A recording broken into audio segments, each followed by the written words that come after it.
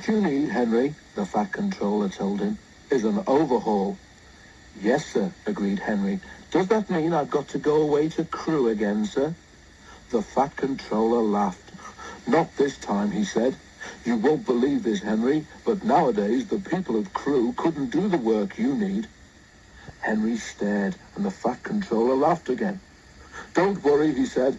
We can do everything at my works. All I have to do is get you there. If James takes the express tomorrow, went on the Fat Controller, we can couple you in front. Do what you can to help, and you can go to the works in style. Henry told James that night. Help me, James snorted. I don't need help. I can pull the express by myself, thank you. Overhaul indeed. 2 engines on 1 train is an overhaul, if you ask me. But the Fat Controller had already made the arrangements, so there was nothing James could do about it. Next morning, James backed onto the coaches in the big station. Henry followed and was coupled in front. James was not in the best of tempers, but when the Fat Controller came to see them off, James tried not to show how cross he was. Good luck, Henry, said the Fat Controller.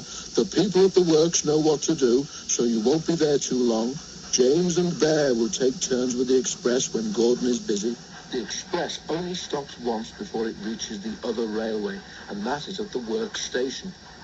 Because of his leaky smoke box, Henry could not help very much, but he saved his hardest effort for Gordon's Hill. The 2 engines raced up it faster than they'd ever done. When they reached the top, James was feeling better. That was fun, he said. We might even be early at the workstation. We shall need extra time to uncouple you anyway. James spoke too soon.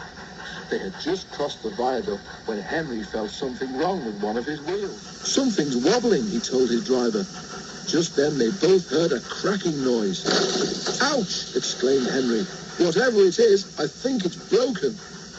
They were passing a station. Something hit the platform and a brick flew past Henry's cab.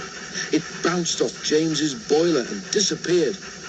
Ow! Exclaimed James. Henry might need mending, but he needn't throw his broken bits at me. Just then, James and his driver heard Henry whistling to warn them that he wanted to stop. More bits and pieces flashed by, some hitting the carriages. Using the brakes skillfully, the drivers stopped the train. Then, while the guard made sure that the train was protected behind, James's driver went to see if any passengers had been hurt by the flying debris. No one had, but one of the carriage windows was broken. Henry's crew inspected his wheel. The trouble was not hard to find.